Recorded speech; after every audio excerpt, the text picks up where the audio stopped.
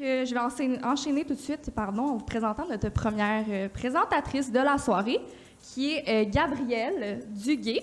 Elle est étudiante au doctorat de recherche en psychologie à l'UQTR. Elle s'intéresse à la santé mentale périnatale et aux traumatismes développementaux. Elle favorise la science et la recherche scientifique au niveau politique et au niveau de la population. Et sa thèse doctorale porte sur l'impact de la pandémie de COVID-19 sur la santé mentale périnatale. Donc, applaudissez-la chaleureusement.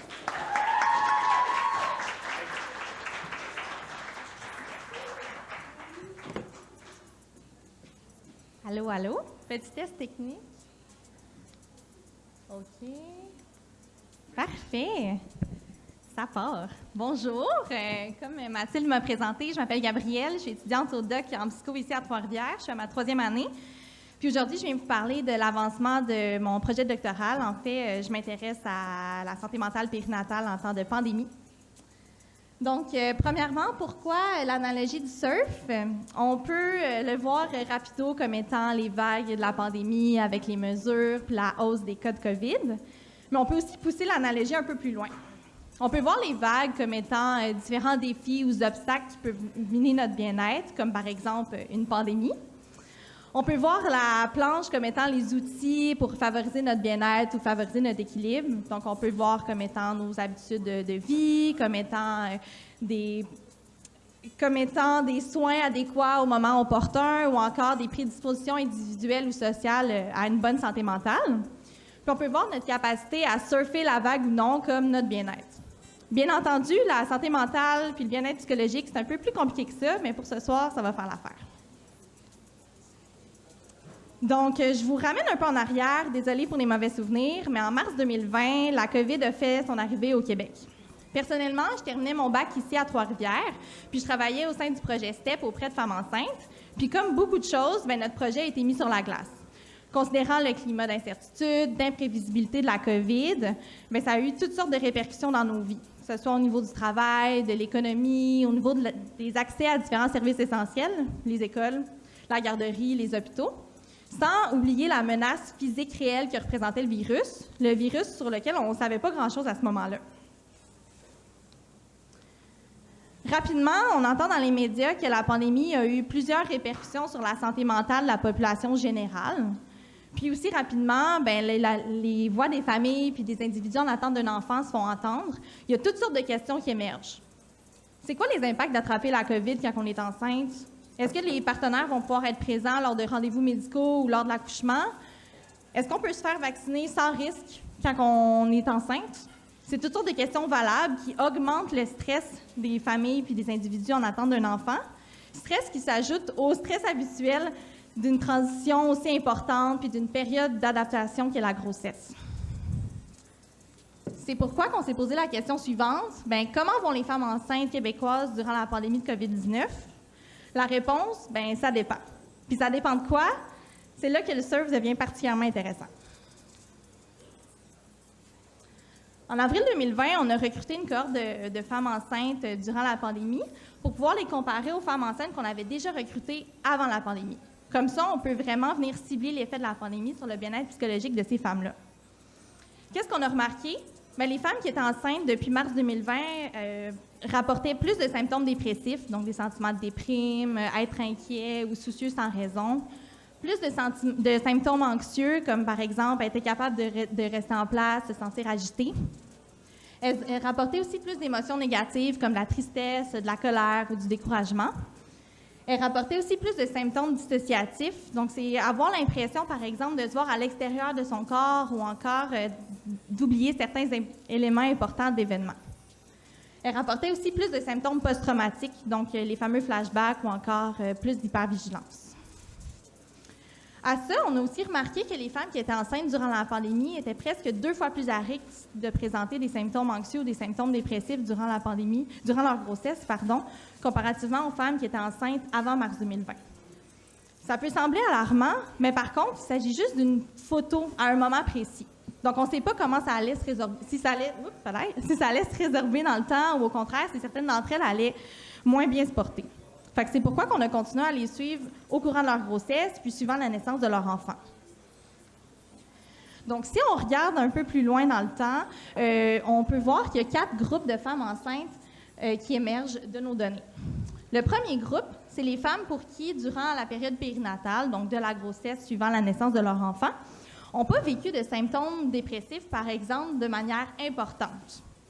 Le second groupe, quant à elle, représente les femmes dont la détresse, dont les symptômes psychologiques se sont améliorés. Donc, au début, ont eu de la difficulté, par exemple, à surfer la vague, mais par la suite, ont réussi à retrouver leur équilibre.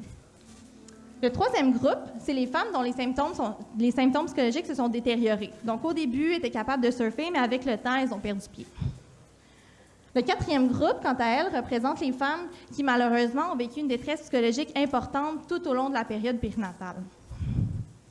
Qu'est-ce qu'on a à retenir de ces 4 groupes-là? Bien, premièrement, bonne nouvelle, c'est plus de 80% des femmes enceintes qui se retrouvent dans les 2 premiers groupes. Donc, on peut relaxer un peu. Après ça, quand on se concentre plus particulièrement sur certains groupes de femmes, puisqu'on va essayer de comprendre qu'est-ce qui fait que certaines femmes se retrouvent dans le groupe, par exemple, qui ont vécu de la détresse tout au long de leur grossesse. Il y a plusieurs facteurs qui émergent, mais plus particulièrement celles qui auraient vécu des mauvais traitements au cours de l'enfance. Puis en effet, ce groupe-là, les femmes qui auraient rapporté des antécédents de mauvais traitements au cours de l'enfance, bien, elles sont 4 fois plus à risque de se retrouver dans le 4e groupe, donc de vivre une détresse psychologique persistante de la grossesse suivant la naissance de leur enfant. Encore une fois, ça peut paraître alarmant puisqu'on sait que la détresse psychologique durant la grossesse peut avoir toutes sortes d'effets, que ce soit chez la mère, chez l'enfant ou encore sur le fonctionnement familial en général. Donc, on a décidé de pousser la question encore un peu plus loin. Comment vont les enfants nés de mères enceintes durant la pandémie? Ce qu'on a remarqué, c'est plusieurs choses. Premièrement, malheureusement, il y a bel et bien un impact de la détresse psychologique des femmes enceintes sur le développement de leur enfant, et ce, dès l'âge de 2 mois. Par contre, c'est seulement vrai chez les femmes qui auraient vécu de la détresse persistante, donc celles qui faisaient partie du 4e groupe. C'est plutôt rassurant parce qu'on sait que, premièrement, 80% des femmes, comme je disais tout à l'heure, ont vécu soit aucune détresse psychologique importante ou simplement quelques symptômes. Par contre, on peut aussi comprendre qu'une détresse psychologique transitoire aurait donc peu ou pas d'impact sur le développement des enfants. Puis encore une fois, c'est quand même important puisqu'on sait que 25% des femmes de mon échantillon, par exemple, auraient vécu de la détresse à un moment ou l'autre de leur grossesse ou suivant l'accouchement. Donc, ça aurait représenté beaucoup d'enfants qui auraient possiblement eu des retards, mais on peut être soulagé. Maintenant, bien, ma thèse, en s'intéressant à l'impact de la pandémie sur les femmes enceintes, bien, elle permet de mieux outiller, par exemple, les mesures de santé publique ou encore d'identifier certains leviers d'intervention pour venir travailler et favoriser une meilleure santé mentale des femmes durant la grossesse puis suivant l'accouchement.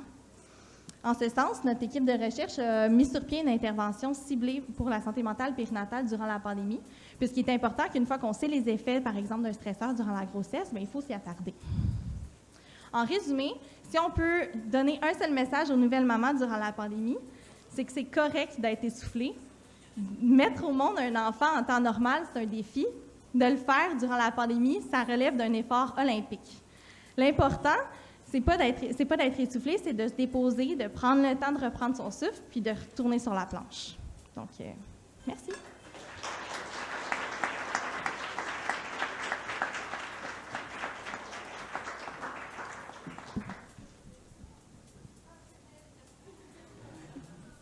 Ça va être maintenant le temps pour les questions. Tout simplement, levez votre main si vous avez des questions, puis voilà. Oui.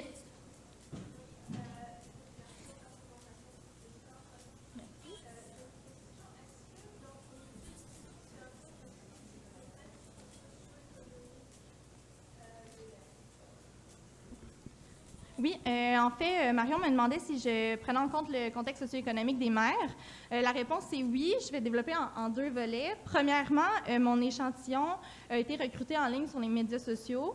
Ça a été partagé surtout par des gens dans le domaine. Fait que on a recruté des femmes particulièrement éduquées, qui sont en attente de leur premier enfant, sont particulièrement âgées, puis ont un bon revenu. Donc, c'est sûrement que dans un autre échantillon, la réalité serait tout autre. Puis, mon second point, c'est actuellement, je suis en train de regarder particulièrement ça. Puis il y aurait bel et bien un impact du revenu socio-économique, mais surtout quand on regarde chez les femmes qui font partie du 4e groupe. Donc, d'avoir un revenu socio-économique plus faible augmenterait, dans le fond, les risques d'avoir des symptômes psychologiques persistants là, durant la période périnatale. Mais c'est encore préliminaire. C'est ça. Autre question? Oui.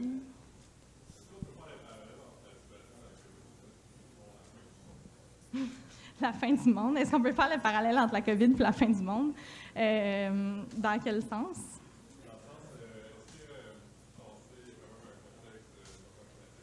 Ouais.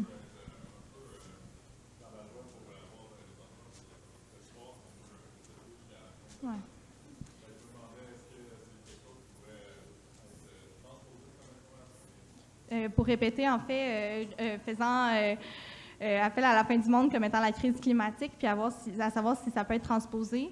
Je dirais non, parce que la COVID, c'est une espèce de parenthèse où est-ce qu'il y a eu beaucoup de stress, puis tout le monde était dedans en même temps, puis tout le monde était conscient, en tout cas, Astérix, là, du risque que ça pouvait provoquer chez tout le monde. Puis il y a eu des mesures restrictives. Je veux dire, je sais pas si vous vous souvenez, là, mais tout le monde, on ouvrait notre télévision à 2 heures pour voir c'était quoi les mesures. C'était une espèce de bulle où est-ce que tout est arrêté.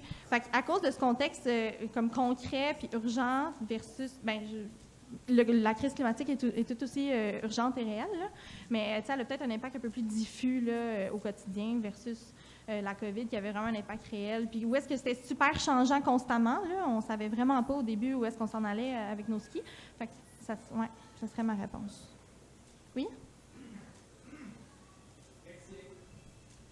Est-ce qu'il existe d'autres types d'études qui ont étudié les femmes enceintes ou jeunes mamans sur une période où sur un traumatisme qui serait semblable à la COVID, comme la publicité,